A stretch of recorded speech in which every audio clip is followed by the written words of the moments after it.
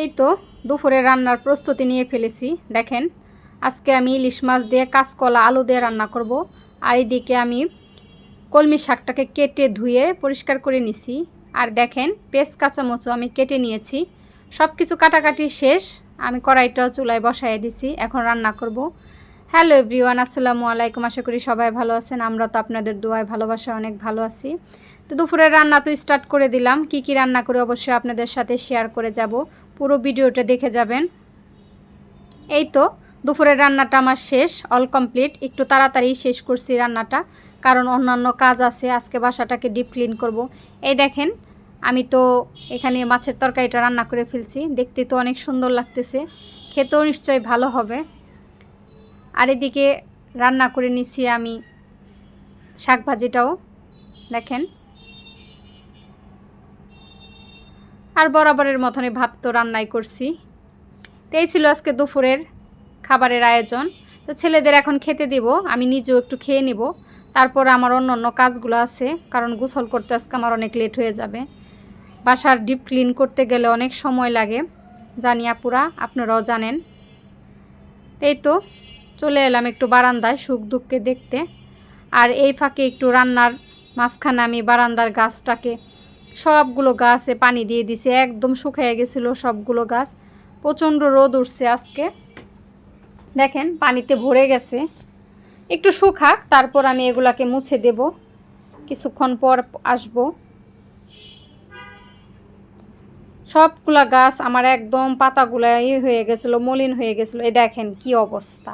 এই সুখ দুঃখের যন্ত্রণায় না আমি পাগল হয়ে গেলাম। সুখ দুঃখ আমার ভালোবাসি তো বেশি, এর জন্য এই অবস্থা। দেখেন ট্রেটা আমি পরিষ্কার করে দিয়ে গেছি, সে আবার খাবারগুলা ফেলছে ওইখানে, নাড়াচাড়া করে খাবারের পাত্রটাকে, তারপরে এগুলো ফালায়। কে সুখ দুঃখ ভালো লাগে না না ভালোভাবে থাকতে? বেশি তিরিং বিরিং করলে কিন্তু দেখিস মাইর দেমো। ওদের সাথে খুনসুটি করতেও আমার খুব ভালো লাগে, একদম পরিবারের একটা অংশ হয়ে গেছে ওরা। তো ওদের সাথে অনেকক্ষণ কথা বলতেছিলাম, ভালোই লাগতেছিল। আর বাহিরে তো প্রচণ্ড রোদ, একদম রোদে তাকানো যাইতেছিল না। এই বৃষ্টি এই রোদ। দেখেন এই গাছটা না মাশাআল্লাহ কত সুন্দর গ্রো করছে। আমি সবগুলো গাছে পানি দিয়ে দিছি। গাছপালা এগুলো আমার খুব পছন্দ। এই গাছটাতে নতুন করে আবার কলি আসতেছে, মাশাআল্লাহ হয়ে গেছে। রজনীগন্ধার পাতাগুলো দেখে একদম শুয়ে পড়ছিল পানির অভাবে। আমি পানি দেওয়ার পর আবার সবগুলো দেখেন স্ট্রং হয়ে গেছে। কবে যে ফুলের দেখা পাবো। সবগুলো গাছই আমার মাশাআল্লাহ অনেক ভালো। এদের সাথে আমি একটু প্রতিদিনই দেখা করতে আসি। এদের সাথে দেখা না করলে মনে হয় কি জানি করি নাই। যে যেটা করে সেটার প্রতি তার ভালোবাসাটা অনেক বেশি থাকে। গাছপালা, পাখি, মাছ, এদেরকে আমি অনেক ভালোবাসি। এদেরকে নিয়ে থাকতে আমার ভালো লাগে, সময় কেটে যায়। আর সংসারের ব্যস্তময় জীবন তো আছেই। দেখেন কাটামুকুটে ফুলের আবির্ভাব, নতুন করে আবার কলি আসা শুরু করছে, ফুল ফোটাও শুরু করে দিছে। এদিকেও পানি দিয়ে আমি সবগুলো গাছ ধুয়ে দিছি। অনেক ধুলা আসছিল, 2 দিন ধরে রোদ উঠতেছে, তো ধুলাবালি আবার নতুন করে দেখা দিতেছে। কি করব, রোড সাইডের বাসায় এমনই। শীতের দিন তো প্রচণ্ড ধুলা আসে, বলার বাহিরে। একদম সাদা হয়ে যায়, প্রতিদিন ধোয়ার পরও পাতাগুলো একদম সাদা হয়ে থাকে। দেখেন আমার 3টা ক্যাকটাসে প্রচুর বেবি দিছে, মাশাআল্লাহ।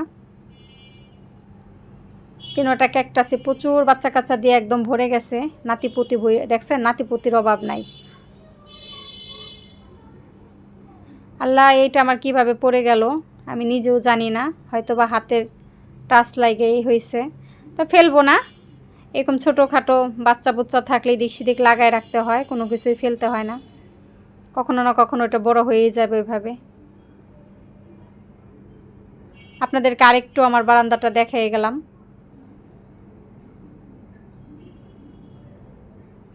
চলে যাচ্ছি সুখ দুঃখ, চলে যাচ্ছি।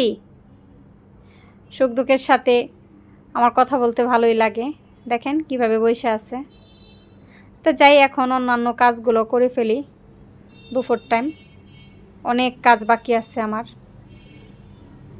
এই তো ঘরটাকে ঝাড়ু দিয়ে নিছিলাম আমি অফ ক্যামেরায়, এখন মোছামুছির কাজ চলতেছে। এই রুমটা পুরাটাই আমি মুছে নিছি, ডিপ ক্লিন করা তো খুব সময় সাপেক্ষ ব্যাপার। প্রতি মাসে একবার করি একদম পুরোটা ভালো করে, আর এমনি তো প্রতিদিন মোছামুছির কাজ করতেই থাকি, সব কিছু চোখের সামনে যেটা যখন দেখি তখনই সেটা মুছি, কিন্তু ডিপ ক্লিনটা একটু মাসে একবারই করা হয়। আর সপ্তাহে সপ্তাহে তো সব কিছু ধোয়া মোছা আছেই।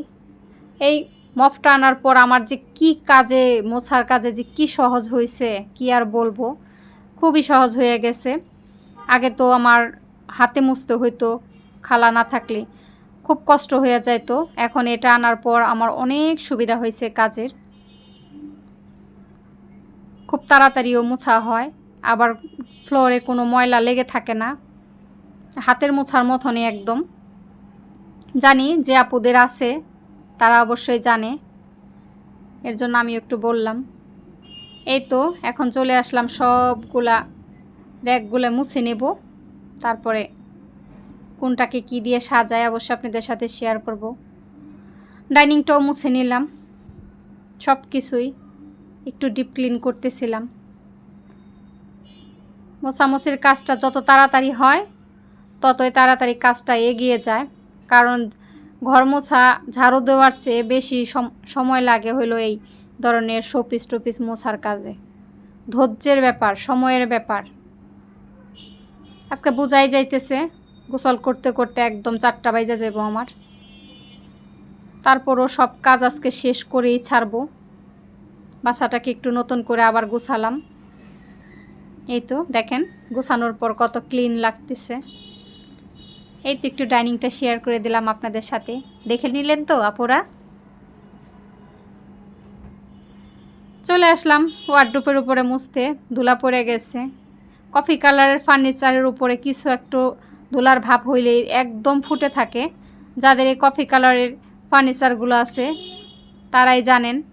কাঠ কালারটা তো তেমনটা বোঝা যায় না, কিন্তু এগুলো বেশি বোঝা যায়। এই তো অল কমপ্লিট, এখন আমি ম্যাটটা বিছিয়ে নিলাম। এই ফাঁকে এদিকে আবার একটু মোছামুছি বাকি ছিল, সেটাও করে নিলাম।